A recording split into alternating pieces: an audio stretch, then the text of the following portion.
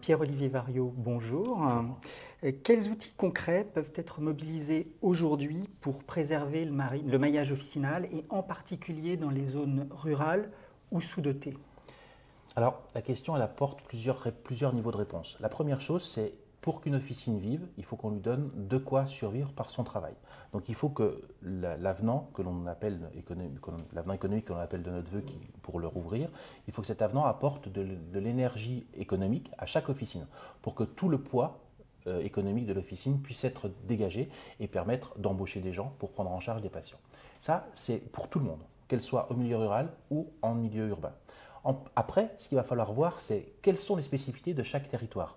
Je vais prendre plusieurs exemples. Si vous voulez qu'on accueille par exemple des étudiants, il va peut-être falloir qu'il y ait un logement pour les avoir, parce que vous savez que la R3C ne prévoit pas le logement. Donc si on veut qu'un étudiant aille en milieu rural, il va falloir le loger. Donc peut-être que l'aide dont a besoin cette pharmacie, c'est d'avoir une chambre ou un local pour accueillir l'étudiant. Peut-être que pour d'autres, ça va être une téléconsultation efficiente. J'ai eu un pharmacien il n'y a pas longtemps avec qui je parlais, qui me dit, moi j'ai plus de médecin, mais avec ma cabine de téléconsultation, et je me suis rapproché d'un médecin, toujours le même médecin, et il a pris en charge des patients. Mais toujours le même médecin. Mais ça, c'est efficient. Est-ce que c'est pas ça qu'il faut faire dans les endroits où il y a une désertification médicale? Peut-être pour d'autres choses, ça va être une téléconsultation, mais qui sera une téléexpertise avec un dermato. C'est fait en Saône-et-Loire, où vous avez une pharmacienne qui doit faire à peu près 5 ou 600 consultations de dermato par an, où elle va prendre la photo du grain de beauté, l'envoyer toujours le même dermato pour qu'il y ait un suivi, et qui va dire oui c'est bien, non c'est pas bien, là je veux voir en urgence, etc.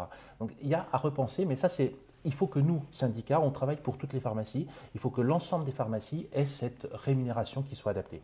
Et ensuite, on va, en fonction du territoire, vous regarder quels sont les besoins pour compenser une carence d'un médecin ou d'autre chose. Vous avez beaucoup évoqué le sujet de la téléconsultation et effectivement, quand vous parlez de téléconsultation, moi j'entends médecin. Et qui dit aussi maillage dit médecin et réserve de population. Donc faut-il aujourd'hui, selon vous, revoir les conditions de transfert d'officines, voire de création d'officines qui sont aujourd'hui réduites à peau de chagrin? Alors des créations, à ma connaissance, il n'y en a plus, mais de transfert, il peut y en avoir. Surtout, certains vont être facilités avec la notion de territoire fragile, où il n'y aura plus de règles dans ces territoires de vie santé fragile, donc ça ne va pas. Et effectivement, je pense que le quorum doit être revu.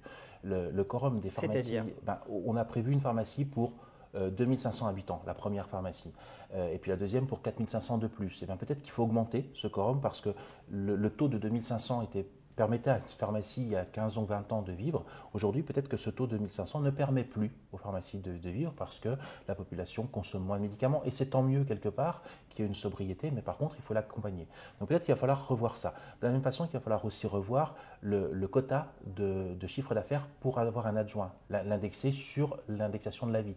Parce qu'il est resté bloqué à 1,3 million il y a quelques années en arrière, il n'a jamais bougé. Or, en fait, avec les produits chers, qui sont certes exclus de ce quota, mais on voit bien que le chiffre d'affaires a tendance à monter. Pas la rentabilité, mais le chiffre d'affaires, il faut peut-être revoir ça.